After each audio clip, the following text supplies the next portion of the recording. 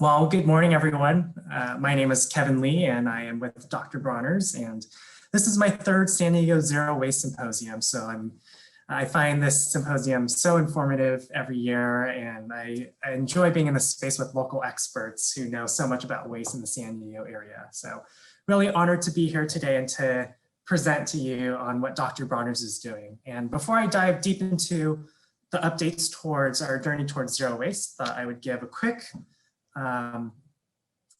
preview of what Dr. Bronner's, our company, and especially for those who don't know what what our company is.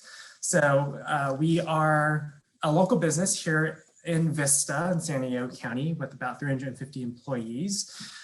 We're most known for our peppermint liquid Castile soaps, but we sell other soap products and personal care products. They're all certified organic and certified fair trade products. It's still a family-owned business. It's owned by the 5th generation right now. David and Mike are the brothers, the CEO and president. We're also the top-selling natural soap company in North America, as well as a benefit corporation and B Corp.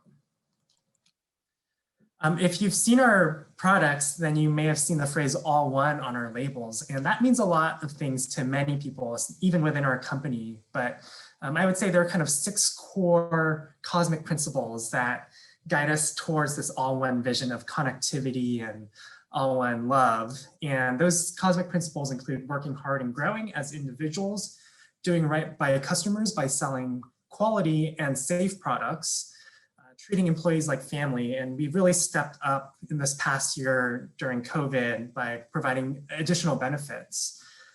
The 4th is being fair to suppliers. Of course, we're a fair trade company. The 5th cosmic principle is treating the earth like home. And the 6th is to find and fight for what's right. About every year, annually, we donate about 30% of our profits to philanthropic, social, and environmental causes. So yeah, the 6 cosmic principles guide us in everything that we do, from soap making to peacemaking and our sustainability efforts. At Dr. Bronner's, sustainability means both top-down and grassroots involvement. And I think one of the best examples of that grassroots involvement is our internal green team. This year, we have about 27 staff members. Some of them are on this call today, and they're from 17 departments all across the company with a single common goal of making the company and the world a more sustainable place. And again, this all one vision. We are currently in our 4th year of Green Team, and it's such an honor to be able to work on environmental projects like energy efficiency and water conservation. But I would say year after year, the issue that Green Team members really care about, time and time again, the #1 issue is waste and sorting waste.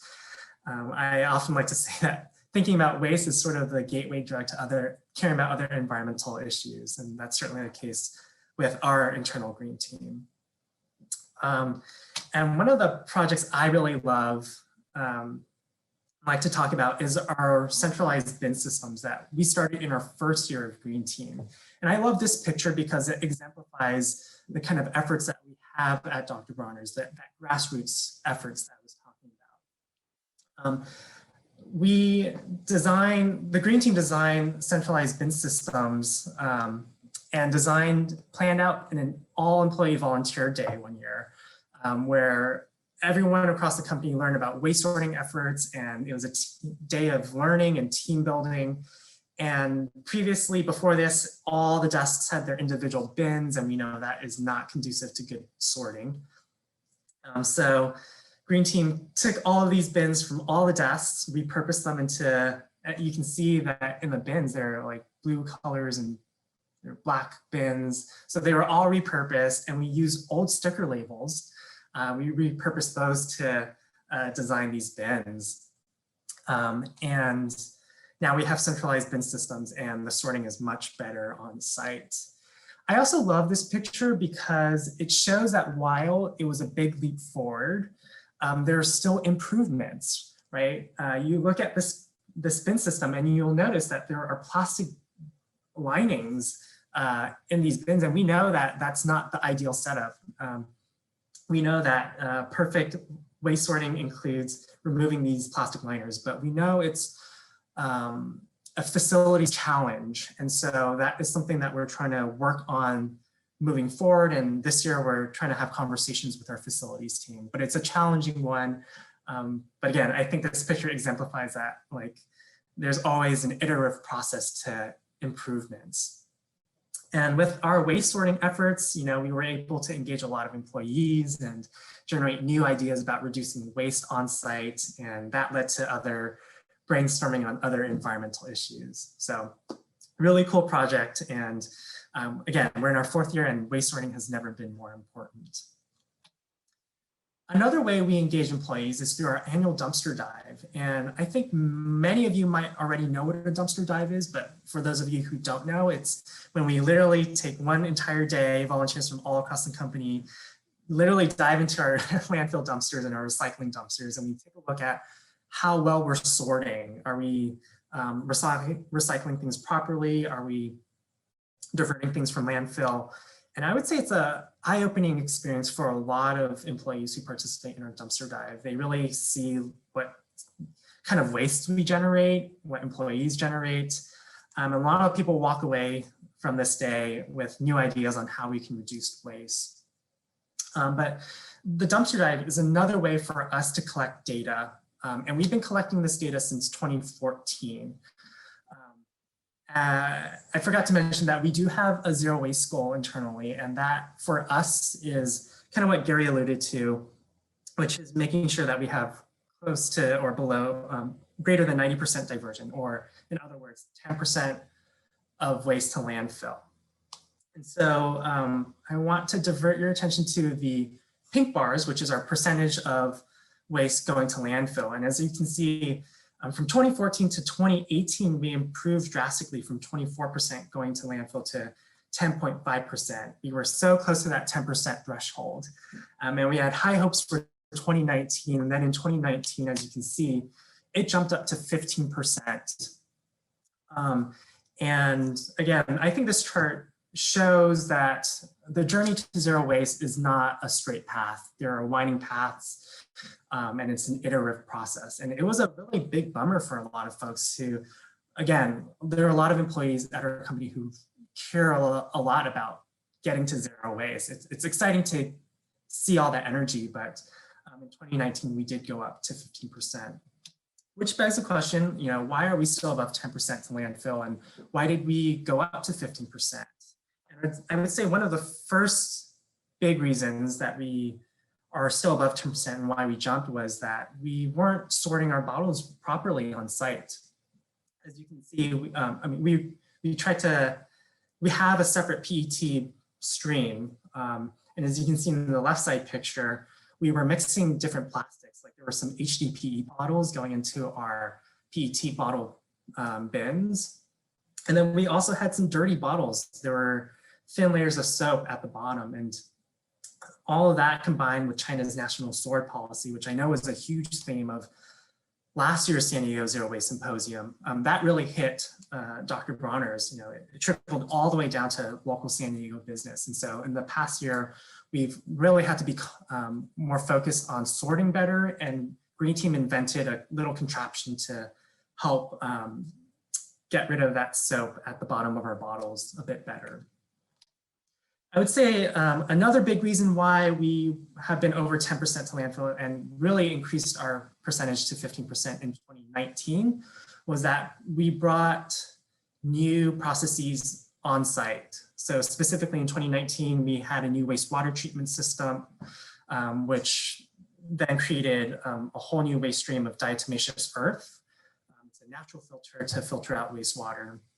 We also brought oil refining and bar soap base production in-house. Those used to be contracted out, and so we brought those in-house, and now we have something called Fuller's Earth, which is a clay-like substance and out-of-spec bar base. And we strongly believe that these don't have to go to landfill, but we've been working with vendors through 2020, and a lot of vendors have been hesitant about taking these waste streams, but I think we are really close, and I am hoping that we can seal the deal in 2021 in diverting these away from landfill. So At Dr. Bronner's, we understand that zero waste is more than thinking about just our company's own downstream waste.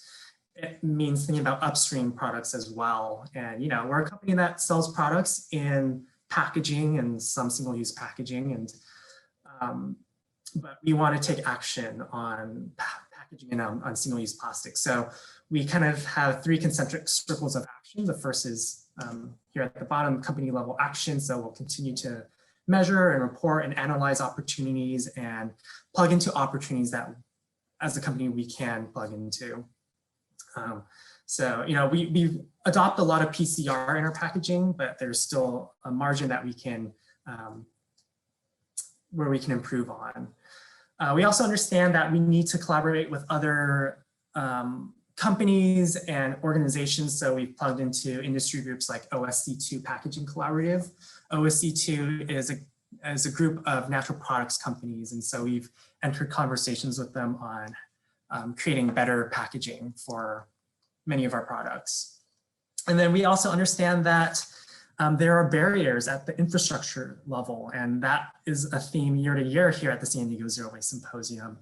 And at Dr. Bronner's, we understand that we need to plug in as a company and be at the table and support policies that will help build a zero waste future. And so in 2020, we really tried to promote the Plastic Free California Ballot Initiative, and we will continue to support zero waste policies locally and at the statewide level.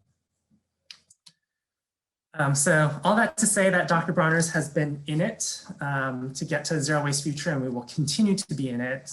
We want to change hearts and minds, and as we say at Dr. Bronner's, teamwork makes the dream work. So we would love to continue collaborating with folks on this call and beyond. And we really hope to find solutions for a zero waste future.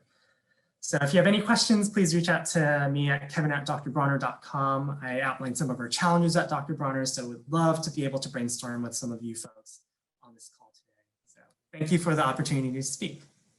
Thank you, Kevin. That was amazing. We did want to recognize Dr. Bronner's as a leader in zero waste. They're still working on their agenda for 90%, but in the meantime, we really wanted to give a shout out to Kevin and the Green Team, because so many of these folks have gone through our zero waste training, including today. So once in a while at the symposium, we like to recognize businesses and communities in their leadership in zero waste. So today, on behalf of the Zero Waste USA, I would like to present this recognition to Dr. Bronner's for leadership in zero waste and sustainable materials management, for training its employees in the principles of zero waste through Zero Waste USA. So thank you so much, Kevin and the team, and really appreciate that you're here today and contributing so much.